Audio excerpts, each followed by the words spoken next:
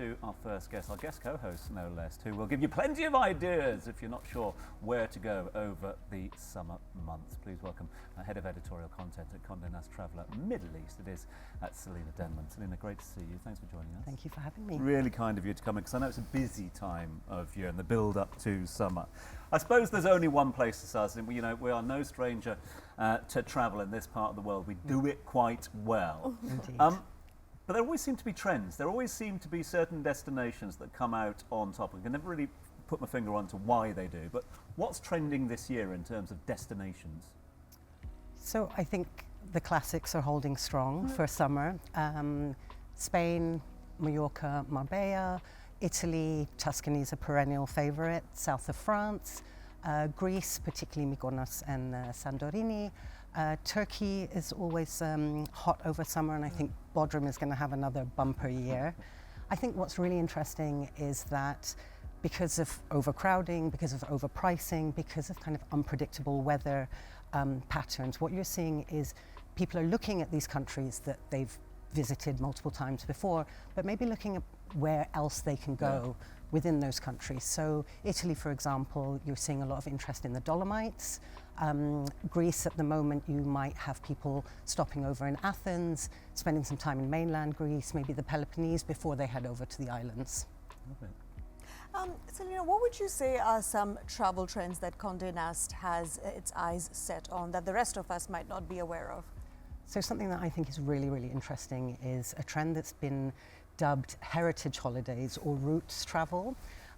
So people maybe who didn't grow up or weren't born in the same countries as their parents or their grandparents, or people from multi-ethnic backgrounds, are going back now and trying to explore their family histories, trying to understand their ancestry a little bit better, a little bit of kind of self-exploration, self-connection, which I think is a really nice thing. And I think for a lot of people here, so these third culture kids, as we like to call them, that'll be a really interesting trend moving forward.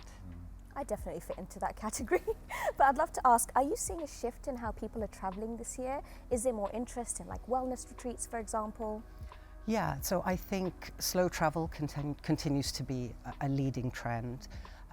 Around the world, you're seeing an increase in rail travel or road trips. There's this real desire to kind of slow down the pace, to disconnect. I say this a lot, but I think the why of travel has become as important as the where of travel. I think you mentioned this earlier, Ash, but this kind of real mindfulness and intentionality when people are choosing the destinations they go to. How are they contributing to the destinations that they're visiting? How are they connecting to local culture while they're there, interacting with local communities?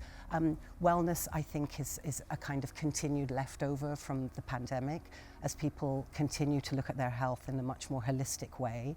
What's interesting there is it's no longer kind of 7 days doing a yoga retreat in Thailand and drinking green juice. The wellness sector has become so much more nuanced. So you'll have, male mental health retreats, for example, or programs that really function on improving brain health and cognitive function. In Qatar at Zilal Wellness Resort, you have family retreats that really work on kind of intergenerational connection and bonding.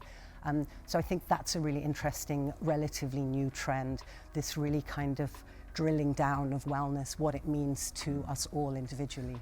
I'm loving the meaningfulness and the chat there, and I don't mean to be crass, but I've got to ask the money question as well. I mean, there are suggestions out there that travel's more expensive this year than it has been in the past. Is it? I mean, I think you can't deny that leaving Dubai, flight prices, have increased. Look, I think there's everything out there for people to find. It's just a matter of doing your research. You have just said that this is a very last-minute booking market. Being a little bit more prepared, thinking in advance is always going to help in terms of keeping those costs down. So staying on the topic of budget-friendly travels, what would you suggest as maybe top 3 destinations from the region that are a little bit more pocket-friendly for those, those of us that are guilty of last-minute travel bookings? Yeah, I think Central Asia is a really great option right now. Okay. A lot of people are talking about Albania as a as a kind of alternative to Greece. It's a little bit more rugged. I think people need to be prepared for that, but you're going to get some great value for money there. We recently did a really nice story in Condé Nast Traveller about Tashkent, really thriving art scene there, great food, so that's a real option. Thailand is always a great option when you're looking to travel a little bit on the budget-friendly side. You can, your money goes a long way there, and the quality is really great for the most part. As long as you don't go to the White Lotus Hotel with Yeah. charge an arm and a leg. Yes, yeah, quite. I mean, I think a lot of hotels are jumping on that bandwagon, so maybe be mindful. Selina, with your many years of experience, what would you say are some of the tips and tricks that you absolutely swear by when it comes to traveling, particularly during the summer months? Get to the airport early. I have been caught out on that enough times. I think there's a lot of people moving through airports, but particularly through DXB over the summer period. So make sure to kind of plan ahead. I would say, planning ahead generally, I'm not great at it, I have to admit, but that is always a great trip, but also a great tip, excuse me. But also leaving enough room for flexibility, for exploration, for adventure. I always like to travel, but when I'm flying, at least I would like to be at the airport 2 hours in advance, and my friends look at me like I'm some paranoid person. They're like, nobody goes to the airport 2 hours in advance, and you absolutely must. There were times when I brought the wrong passport, or there was an accident on the road, and you need to leave a little bit of wiggle room. So I hope all my friends are watching right now. A final bit of advice in terms of booking, because you're hearing about the trend of people going off the beaten track now. People are being a little bit more adventurous, as it were, that sort of post-COVID option to embrace travel more. So to that end, I mean, I remember having sort of a chat about summer travel and how the traditional old holiday broker and holiday company was defunct now because of the internet. How do people go about getting a bit more off the beaten track, as it were, in terms of adventurous holidays? Well, first of all, I wouldn't like to say that the travel broker is defunct, particularly not in this market. It's bounced back so much. That's sort of thing. Everyone said, "Oh, when the internet's here, where are we going to go?" But I suppose it's that skill that they bring in terms of putting things together. Yeah, and the deals that they can get you and the advice that they can give you. And I think in this market, which we all know, that face-to-face interaction and that trust that you're talking to another person, and if anything goes wrong mid-holiday, they're going to be there at the end of the phone. I think that holds a lot of value. I think, look, there's a lot of information out there. Social media, of course, you'll be inundated with tips and ideas.